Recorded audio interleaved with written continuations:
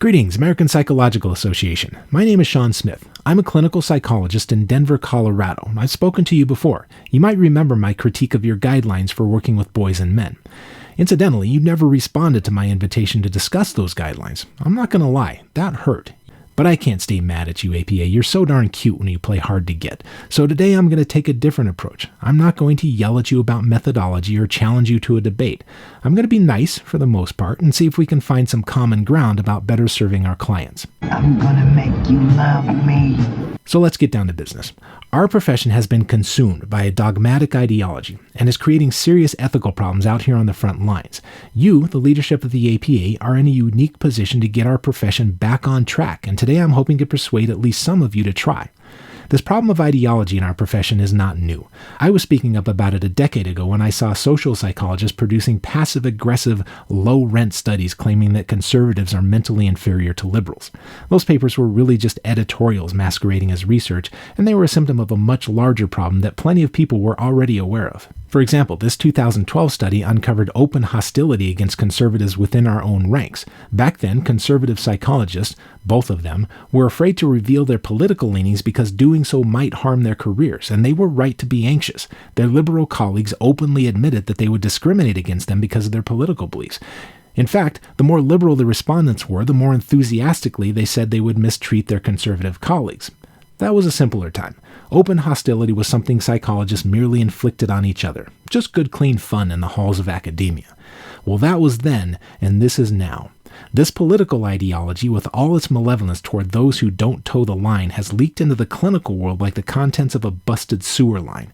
The ideology has grown. It has mutated into a more aggressive strain, and it's harming people. We all know which set of ideas I'm referring to. I'm talking about progressivism, social justice theory, those beliefs that are based in intersectionalism and critical theory and that view the world through the lens of power structures and identity politics. Some of the APA's recent publications make it clear that at least some of you enthusiastically endorse this ideology and its political aims. And for my part, I've made it clear that I view this ideology as intolerant and destructive. So we disagree, but I'd like to set that aside. My hope is simply to convince you that our profession shouldn't be dominated by any political ideology, because when we allow that, we create winners and losers among the people we serve. Now, because I'm outspoken about this problem, I hear from a lot of people who feel unwelcome in our profession. And again, it's not my intent to beat up on you here, but it so happens that a lot of the complaints I hear are a direct result of APA's guidelines for working with boys and men. That's just my little self-selected group of people who feel comfortable approaching me, so take it for what it's worth. And it's not to say the APA has single-handedly created this problem. You haven't. The problem is less with any particular player and more with an ideological monoculture that dominates our field. Let me give you a small sample of what I'm talking about. This year alone, I have been approached by roughly 100 people like these men seeking my advice on how to find a psychologist whose judgment isn't biased by a progressive political agenda. Many of them have been fathers seeking help for their sons. They're concerned that finding the wrong clinician would mean their sons receive judgment and indoctrination rather than treatment. Others are men seeking help for the first time, and they're concerned about being misunderstood and pathologized. Many of them specifically mention their concerns about the influence of radical feminism, and some are concerned about antipathy toward conservatives and Christians. These guys just want to know that they'll get a fair shake in our offices. There are also students and trainees who feel ostracized or silenced. So far this year, I've heard from about a dozen students seeking my advice on how to find graduate programs that focus on clinical skills rather than ideological indoctrination. Like this student who's nervous about navigating what he calls an overly woke culture as he tries to move up in his studies, or this undergraduate who's already experienced what he described as hostile groupthink in his classes. And then there are clinicians. I've heard from several this year who are exasperated with the expectation that they replace clinical judgment with ideological conformity. For example, one psychologist who wrote me works in a large institution that treats an underserved population. They told me they're resigning because of the militant ideological turn the agency has taken over the last few years. I can't share the details because this person fears reprisal if they're identified, but I want to be clear.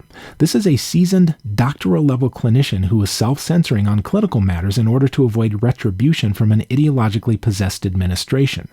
It's hard for me to imagine that the clients of this agency will be well served by this person's absence. Paul Meehl pointed out way back in 1973 that our patients pay a heavy price when we throw out critical thinking and replace it with intellectual uniformity. He was writing about a less pathological form of the problem, but the principle still holds. These are just a few examples of what's going on out here in the front lines, and in each case, the alienation these people experience is the direct result of a progressive ideology that is flat out hostile to people who hold alternate opinions. Again, I'm not trying to beat up on you, but the APA is part of the problem by sending the kind of divisive messages that seem pervasive in our profession. Aside from openly advocating for political activism in the clinic, as you did in your guidelines for working with boys and men, there's a steady drumbeat of political messaging from the APA.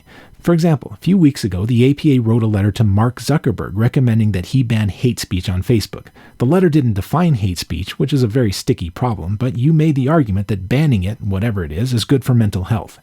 For some of you at the APA, restricting people's speech may seem like a perfectly reasonable and uncontroversial thing to do. Maybe you don't realize that most Americans disagree with you. Maybe you're all stricken with that special academic illness of never having encountered anyone who disagrees with you. So you may not realize that you've taken a rather radical position on one of the fundamental points of contention between the American left and right, which is whether to prioritize safety over freedom or freedom over safety. I'm not mad at you for being on the progressive left as long as you campaign on your own private time. But when you speak on a topic like freedom of expression and you're doing so in the official capacity of our profession's highest authority, it gives the impression that collectively we either don't know or don't care about those who are reasonably suspicious of people who want to regulate speech. The strongest weapon against hateful speech is not repression. It is more speech. Here's another example of the kind of idea that pervades our profession and alienates people. It's the APA's recent showcasing of the idea that, quote, every institution in America is born from the blood of white supremacist ideology and capitalism, and that's the disease. Now I happen to be familiar with postmodern philosophy and critical race theory, and so I realize that to some of you at the APA, this sounds like reasonable discourse. This is probably your version of pillow talk. I understand that, but I hope you can understand that that level of rhetoric is unsettling to those of us who happen to not be wild-eyed Marxist revolutionaries. In fact, you might try some deep breathing exercises because, frankly, this stuff makes it sound as if your hearts are filled with rage, and that's not what anyone is looking for when they hire a psychologist. The divisiveness doesn't stop at philosophy. The APA, again reflecting the culture of our profession, also has a habit of taking specific policy stances for which a group of shrinks has no formal expertise. Things like climate policy, immigration policy, economic policy, always presented with the not-so-subtle insinuation that the progressive opinion is the opinion that correlates with sanity and virtue. So, you're all psychologists. If you employ some theory of mind, do you imagine that people who disagree with your progressive ideology are more or less likely to seek us out if they believe we already think they're crazy? Here's another question to chew on. What message is the APA sending to frontline clinicians about using professional influence to push an agenda? You clearly don't mind if we push a progressive agenda, but what if there are psychologists out there who want to use the therapeutic relationship to persuade their patients to vote for Republicans because research says conservatives are happier than liberals? They could justify it just as the APA does by saying it would improve mental health. Would you be okay with those psychologists following your example? Let me take a guess. How about no? Look, you're a private organization. You can take any stance you want. And again, I don't mean to pin the problem on the APA because the problem is much bigger than the APA. But you are the leaders of our profession. You set the tone. You set the expectations. And if we are in fact a healing profession, then I simply don't see the morality in alienating entire groups of people. So how do we fix it?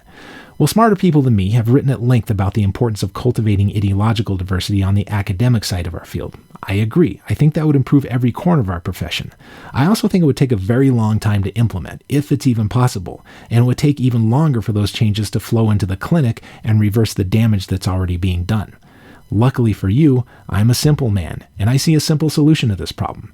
The APA could usher in a new era of tolerance and inclusivity, and it wouldn't involve any new rules or initiatives or funding. It would simply involve enforcing the very first principle of APA's own code of ethics. I'm sure you're all familiar with Principle A.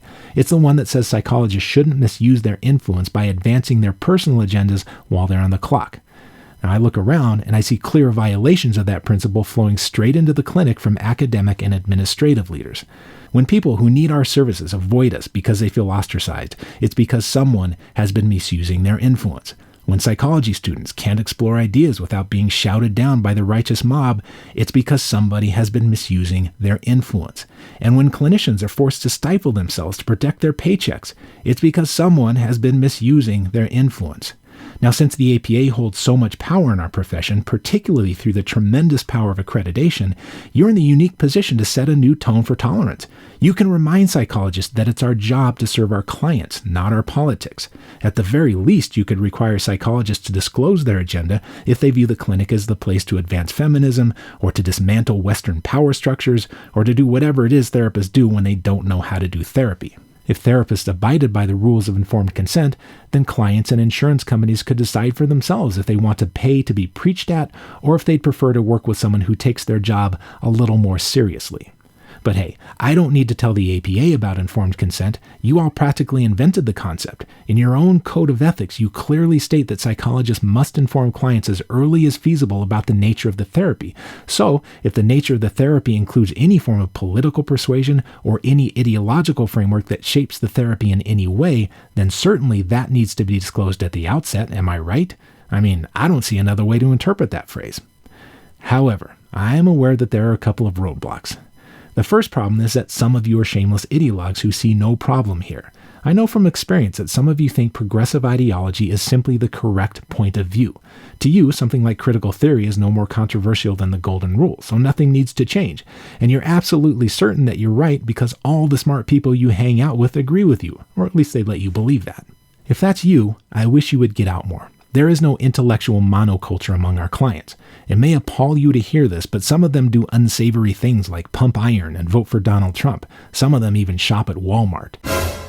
And some of them would rather write off our profession entirely than hear one more word of your precious worldview that in no way resembles the reality of their daily lives. So that's the first problem. Some of you are heartless ideologues who don't give a damn about the collateral damage as long as your side wins the war of ideas. There's a second problem. It's equally troubling in my view, but it's more insidious. It's that some of you know I'm right. I'm not telling you anything new. You already know there's a serious problem here. You already know people are getting hurt. And if you're not speaking up about it, then let's call it what it is: expediency. I'm not unsympathetic. You've all worked hard to earn nice positions of influence within the hierarchy of our profession. But let's be honest, you probably didn't get there by challenging the culture in any meaningful way. It's not easy to go against the grain in positions like yours, especially in the current climate. This ideology that has gripped our profession, it has a vicious streak, and any one of you who advocates for tolerance runs a very real risk of being labeled and treated like an apostate. So the smart thing to do is write me off as some crackpot out in the sticks who's just waving around a few anecdotes. That's what a rational person might do because there's no downside to ignoring this problem. Just avert your gaze. You'll never know how many potential patients don't seek our services and how much they and the people around them will suffer for it. You'll never know how many brilliant young minds avoid taking up our profession because they don't want to deal with an abusive mob of social justice warriors. You'll never know what innovations we might have developed if clinicians and researchers had the ability to explore ideas without risking their careers. None of you will ever personally experience those costs. So you're better off ignoring the situation. Take the path of least resistance. Your colleagues will admire your agreeable nature, and you'll get promoted right on schedule. All you have to do is toe the line. And that's the tricky thing about ethics. Sometimes there are powerful incentives to turn a blind eye while a situation deteriorates, but it's precisely times like this when a strong ethical compass is most necessary. So I hope you'll think it over. Take care.